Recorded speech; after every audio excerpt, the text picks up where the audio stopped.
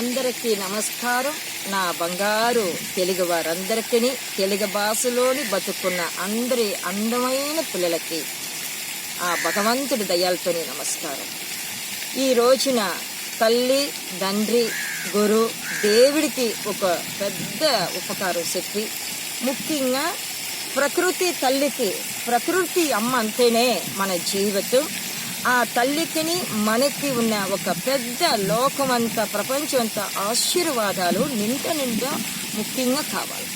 అప్పుడు భూమాదేవి తల్లిని మనం బాగా ఆశీర్వాదాలు తీసుకోవాలంటే రోజుకి ఆ భూమిని రోజుకి కనసాల, రోజుకి ముక్కుకోవాలి, రోజుకి పూజ చెయ్యాలి. అలాగా అమ్మ భూమి తల్లి నువ్వు బాగా బతుకు, గంగాదేవి అమ్మ నువ్వు బాగా బతకాలా, అగ్ని అమ్మ నువ్వు బాగా బతకాలా, నా బంగారు గాలి తల్లి నువ్వు బాగా బతకాలా, ఆకాశమ్మ నువ్వు బాగా బతకాలా, దేవుడా నన్ను కాపాడు, నా ఆత్మ నన్ను జీవించు అని ఇన్ని మొక్కుబడి చేసేటప్పుడు, ఇన్ని పూజలు మనం చేసి ప్రార్థన చేసేటప్పుడు మన జీవితాలు చల్లగా బంగారు నాటే ఒక పెద్ద డైమండ్ లాగా మంచి కార్యాలు మనకి జరుగుతాయి.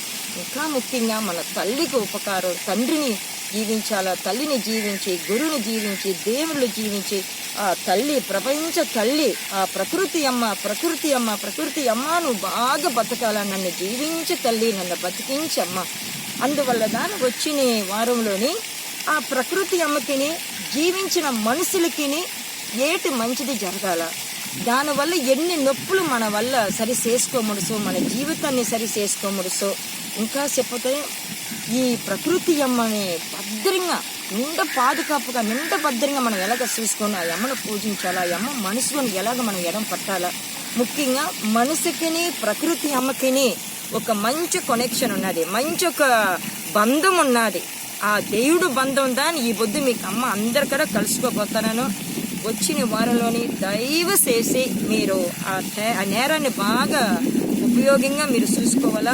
మంచి విషయాలు మీ కాడ అమ్మ కలుసుకుంటాను. నా బంగారు పిల్లలకి ఈ యొక్క మంచి సేదీలు మీకు అప్పచెప్తున్నానంటే మీ జీవితాలు బాగా బతకాలని, ఆ భగవంతుడు మిమ్మల్ని కాపాడాలని, అమ్మొక ప్రార్థన, అమ్మొక ఆశీర్వాదాలు, అమ్మొక ప్రేమ, నీ ప్రేమతోని ఎప్పుడు నిండుగా ఉన్నా నీ తల్లి.